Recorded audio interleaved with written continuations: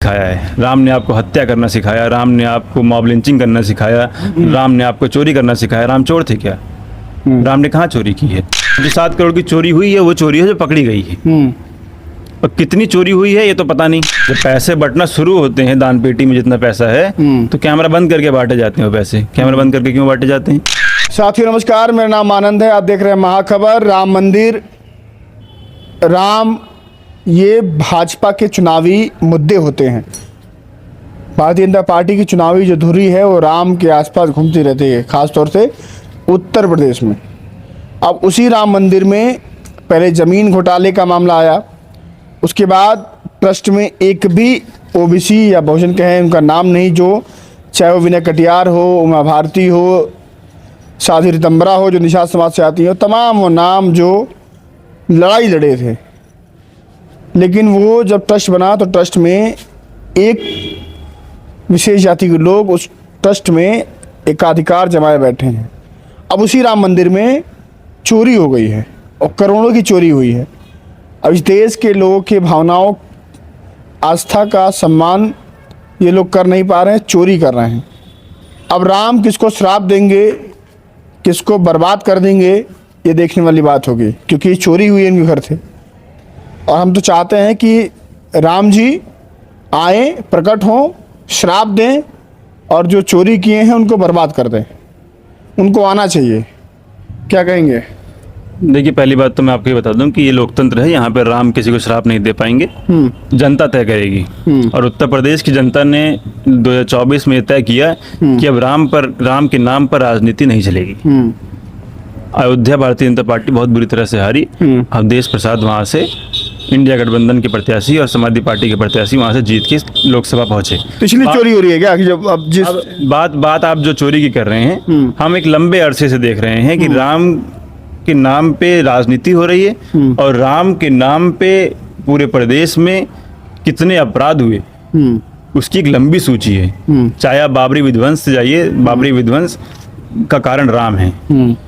तमाम उत्तर प्रदेश में तमाम लिंचिंग हुई और उस लिंचिंग में नारे जय श्री राम के लगाए गए। तमाम हत्याएं हुई, उस हत्याओं में हत्या करने के बाद नारे जय श्री राम के लगाए गए। उसके बाद अब राम मंदिर में चोरी, ये सब राम भक्त हैं।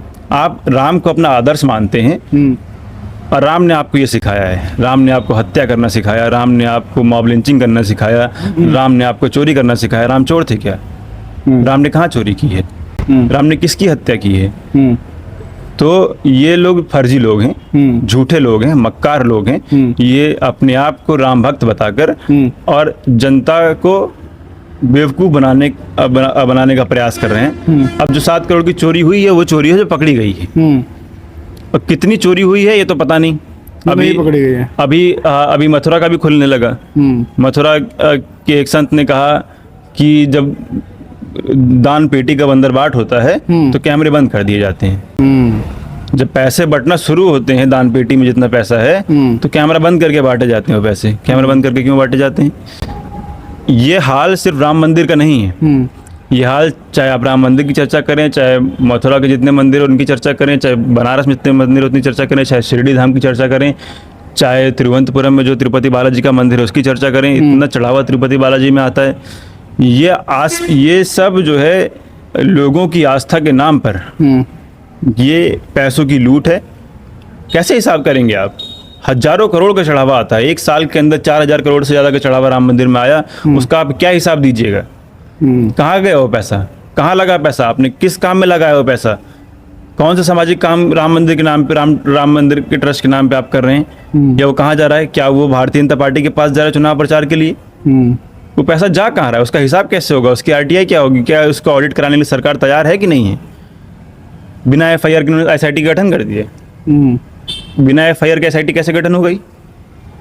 तो ये तमाम बातें हैं राम के नाम पर जो राजनीति इन लोगों की चल रही थी उसका लोगों को पता चल गया है कि अच्छा, इस देश के जो SC ST OBC हैं उनको मंदिरों में अब चढ़ावा नहीं चढ़ाना चाहिए, क्या कहेंगे? देखिए, बेवकूफ़ हैं इस देश के जो OBC SC ST के लोग हैं। वो बेवकूफ़ हैं जो मंदिरों में जाते हैं और चढ़ावा चढ़ाते हैं।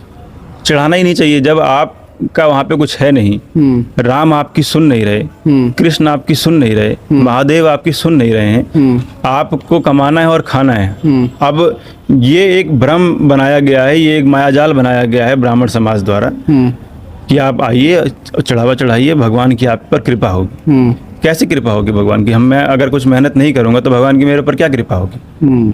मुझे खुद कमाना है, खुद खाना है। आपकी श्रद्धा है, आप अपना मानिए, अपने घर में एक छोटा सा मंदिर बनाइए और वहीं आपको जो पूजा पाठ करना है वहीं करिए।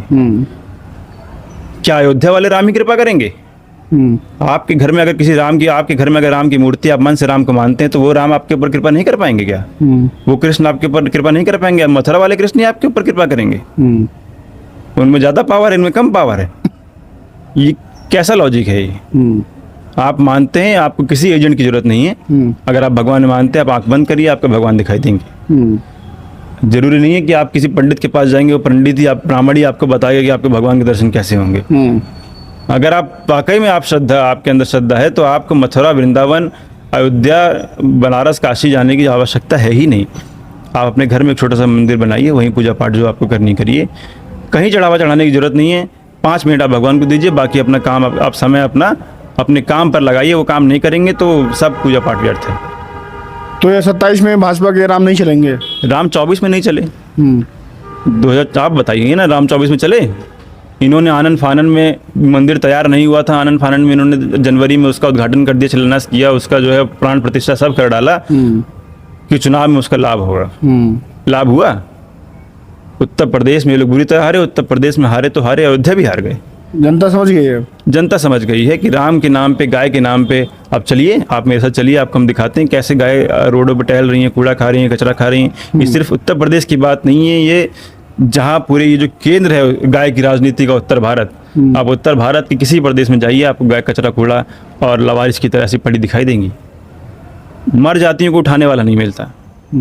ये जो बजरंग दल के लोग अपने आप को बहुत गौरक्षक, गौसेवक बताते हैं, अगर कोई गाय लेके जा रहा होगा मियाँ, तो उसको पकड़ के रोकेंगे, उसकी चेकिंग करेंगे, उसको दुनिया का 3 बार उसको परेशान करेंगे, उसको मार डालेंगे। लेकिन कोई गाय परेशान है, कूड़ा खा रही है, लावारिस है या फिर मर गई है, उसको उठाने वाला कोई नहीं। ठीक है, बहुत सीधी सी बात है। अगर आपकी किसी भी भगवान में आस्था है, उस आस्था का सम्मान है, लेकिन आपको अपने उस आस्था वाले भगवान तक पहुंचने में किसी एजेंट की ज़रूरत नहीं होनी चाहिए। कोई बीच में बिचौलिया, कोई दलाल नहीं आना चाहिए। आपकी अगर इतनी ही आस्था है, इतनी ही आपके जो आराध्य देव हैं वो सुनते हैं, तो आप सीधे उनसे बात करिए, डायरेक्ट उनसे अपना कांटेक्ट रखिए, बीच में किसी को मत लाइए। आप ये चढ़ावा, रुपया, दान, पैसा देते हैं, आप समझिए आपकी गाढ़ी कमाई होती है वो।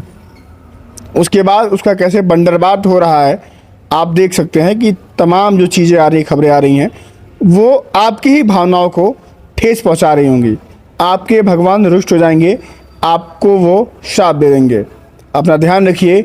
नमस्कार।